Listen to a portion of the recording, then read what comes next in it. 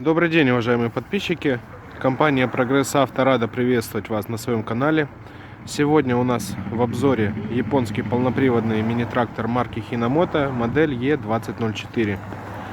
Трактор будет продаваться сам по себе отдельно. В комплекте никаким навесным оборудованием он не укомплектован.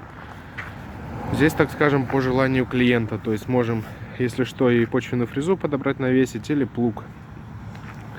Тут как вам заблагорассудится. Давайте традиционно с вами перейдем к осмотру резины, а еще точнее к ее состоянию. Резина на твердую четверку, то есть без каких-либо следов рассыхания. Ну, если есть, то небольшие по верхнему слою, с хорошим остатком. Размер у нас 9,5 на 22. Передние колеса точно так же, с небольшими замечаниями, но тем не менее остаток еще хорош. Размер 6 на 14. Мимо проходим, видим, фирменный противовесик висит у нас. Думаю, лишним точно не будет.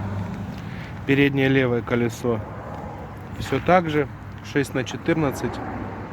Никаких критических замечаний нету. И левое заднее колесо.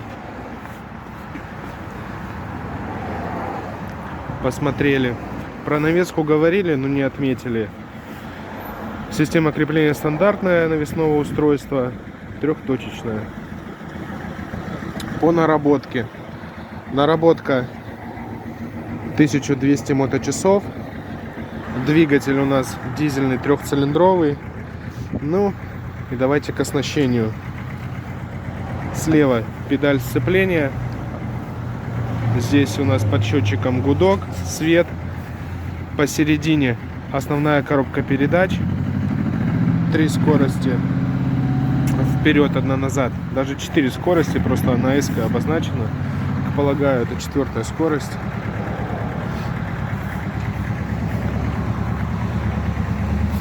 Тут же у нас коробка передач на вал отбора мощности, 4 скорости. Здесь температура, топливный датчик, датчик температуры, поворотники, замок зажигания, глушилка, ручка ручного газа, под ногами спаренные тормоза и педаль газа. Под правой пяткой блокировка заднего дифференциала у нас, рычаг подъема-опускания навесного устройства. Давайте еще раз обойдем. Здесь у нас располагаются 3 рычага целых. С помощью первого мы с вами отключаем полный привод. Все остальные у нас 2 рычага на пониженные и повышенные передачи. Клиренс у трактора 30 сантиметров, колея 95.